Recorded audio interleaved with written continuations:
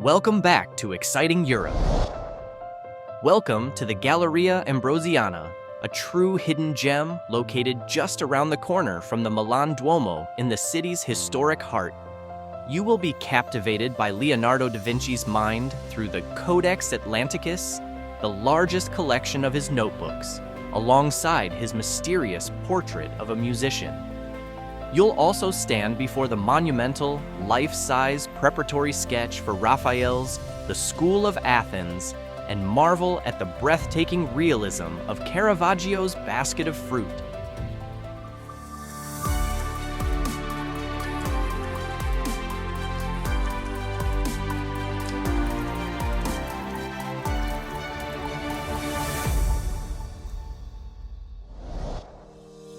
The Pinacoteca Ambrosiana is open Monday to Sunday from 10 a.m. to 6 p.m., with the ticket office closing at 5:30 p.m. Please note that the gallery is closed on Wednesdays. The gallery is just a short walk from the Duomo and the major central transportation hubs. By metro, you can take the M1 Red Line to the Duomo stop. The standard cost for a ticket is €20. As we begin our tour, we look at several works by Bernardino Luini, a painter whose sweetness, movement, and tenderness made him a favorite of Cardinal Federico Borromeo. The Holy Family with Saints Anne and John was so beloved by Cardinal Federico that he insisted it be prominently displayed. Painted likely in the 1530s, the Cardinal himself believed this panel was based on a famous Leonardo da Vinci cartoon, now in London. Luini took the Tuscan genius's composition and added the powerful figure of Saint Joseph to the Virgin's left. The Cardinal cherished this piece because its emotional honesty perfectly embodied his belief that religious art should inspire true devotion. Nearby, we find Christ Blessing. While scholars today debate whether this is truly by Luini, it is fascinating for its subject.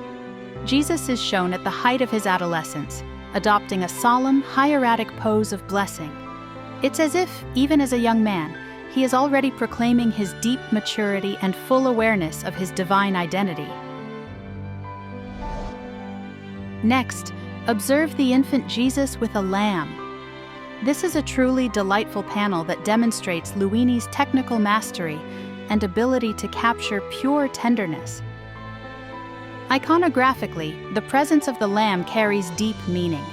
It can refer to the Passion, Jesus as the Lamb of God who redeems creation, or to Jesus, the Good Shepherd, as described in the Gospel of John.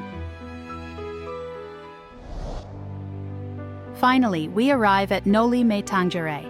The title, meaning "Do not touch me," refers to the famous words Jesus spoke to Mary Magdalene in the garden on Easter morning. He is depicted as a simple gardener, exactly how he first appeared to her, with her identifying jar of ointment resting at her feet. In the background, you can see the apostles Peter and John rushing to the tomb after hearing the miraculous news. Although usually attributed to Luini, the somewhat heavy drapery suggests this may have been a finely executed work created by his studio under his careful supervision. We now arrive at a trio of works that are pillars of the Ambrosiana's collection, beginning with the great Venetian master, Titian. The Adoration of the Magi has a spectacular story and a secret. The beautiful original frame, with its repeated crescent moons and bows, tells us this huge painting was commissioned for Henri II, King of France, and his famous mistress, Diane de Poitiers. While it never reached France, it was eventually acquired by Cardinal Federico. Titian's maturity is evident in the work, but look at the sky. The color is applied so thinly that the raw canvas peeks through, creating a unique, shimmering effect. The curious anecdote?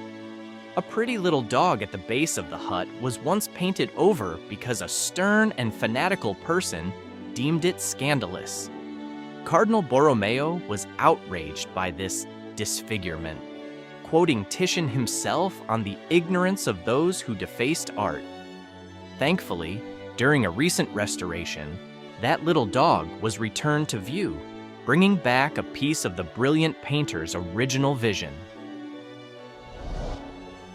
Next, we encounter a revolution in a basket, Caravaggio's Basket of Fruit. This is arguably the most famous painting in the collection and a true prototype for the still life genre.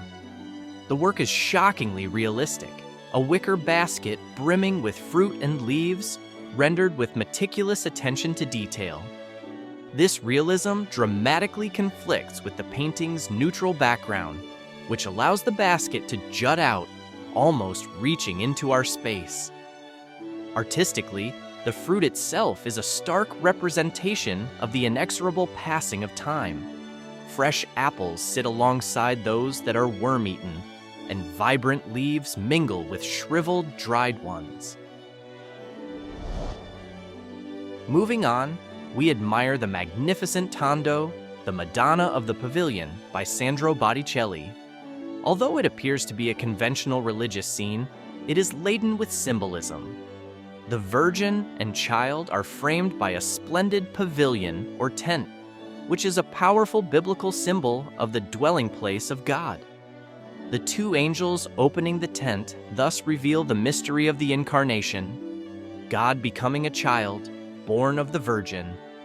In a gesture of maternal love, the Virgin presses her breast, offering milk, while a vase of lilies, a symbol of purity and chastity, rests in the foreground. Finally, an open Bible rests near the Christ child, reinforcing that Jesus himself is the living Word of God made flesh. We have arrived at one of the most precious artworks in Milan, Raphael's The School of Athens. This magnificent piece is the largest surviving Renaissance cartoon, a full-size preparatory drawing, and served as the blueprint for his famous Vatican fresco. Commissioned by Pope Julius II, this drawing entered the Ambrosiana collection in 1626. The sense of intellectual grandeur begins with the two central figures, Plato and Aristotle. Plato, painted with the likeness of Leonardo da Vinci, points his finger up toward the heavens while holding his Timaeus. Aristotle gestures downward, holding his Ethics, embodying his focus on the material world.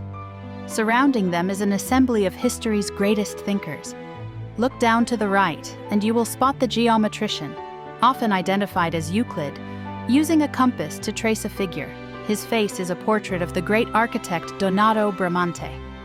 Intriguingly, the majestic architectural setting seen in the final Vatican fresco is missing from this cartoon. It was added later. You can spot Raphael himself in the finished fresco, tucked into the right side, a powerful signature on this monumental work.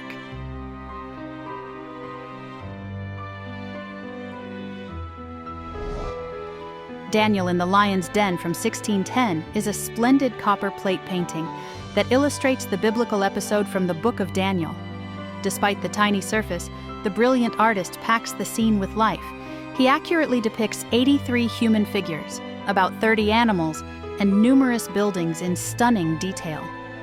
Daniel, the Jewish exile, is shown unscathed after being tossed into the den by jealous colleagues, earning the respect of King Darius himself. Next, we find a miniature masterpiece, Mouse with Roses. Cardinal Borromeo loved this small painting so much that he dedicated a passage to it in his museum, noting, "I wanted to call particular attention to this. Its value can rest on the fact that even mice in it are enjoyable to look at." This tiny work was likely the trifle of little import that Brueghel mentioned to the cardinal in a letter back in 1596. The Vase of Flowers, with jewel coins and shells, is the oldest documented painting of its kind. Brueghel painted this dense bunch, featuring over 100 different species of flowers, after seeing them in the royal gardens in Brussels. In his museum, Borromeo reveals a fascinating detail about the price. Brueghel painted a diamond on the lower part of the vase. He wished to show that the value of his work was equal to that of the jewel.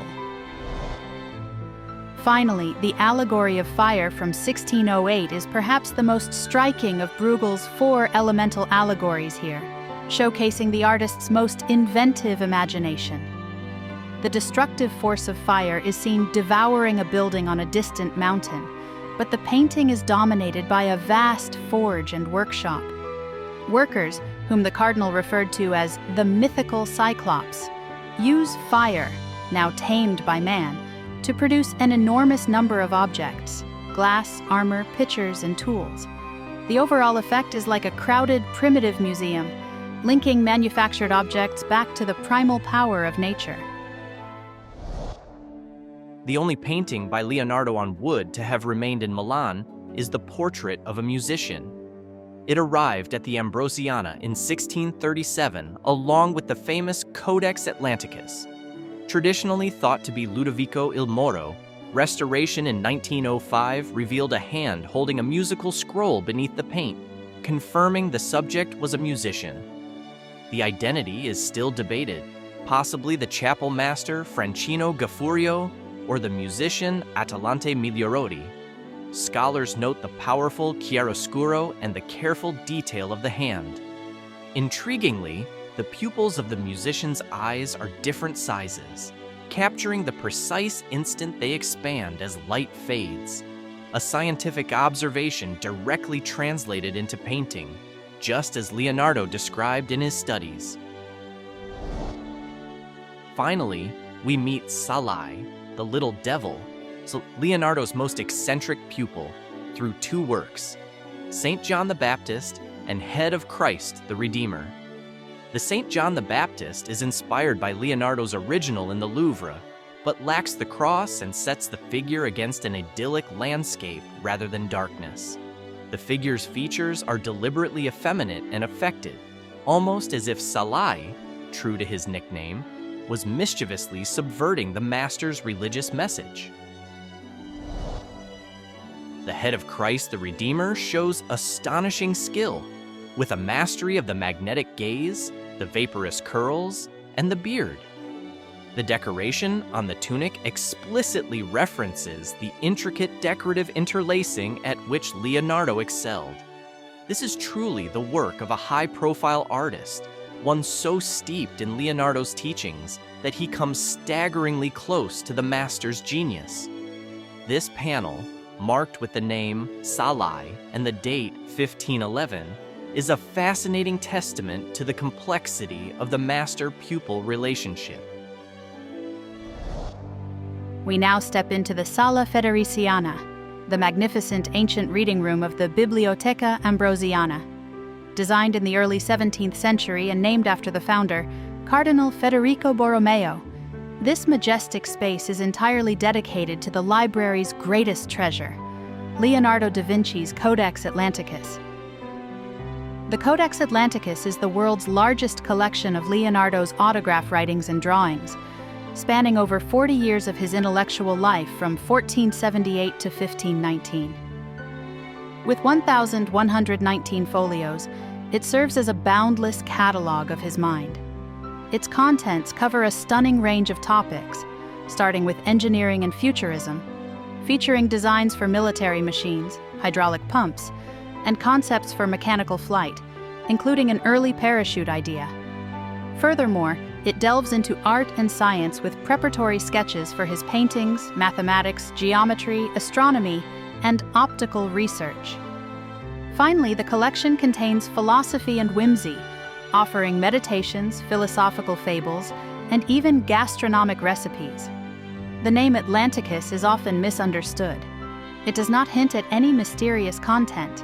Rather, it comes from the unusually large size of the sheets used to mount Leonardo's studies, which were the same format used at the time for geographic atlases.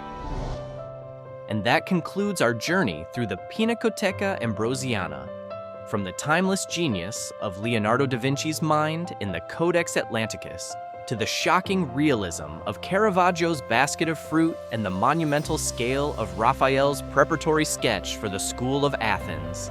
This collection is a true jewel of Milanese art history. Thank you for exploring this magnificent gallery with us.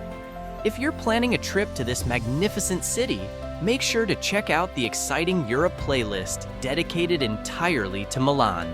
We've got videos covering everything from the stunning Milan Cathedral and the mighty Sforza Castle to where you can see Leonardo da Vinci's Last Supper.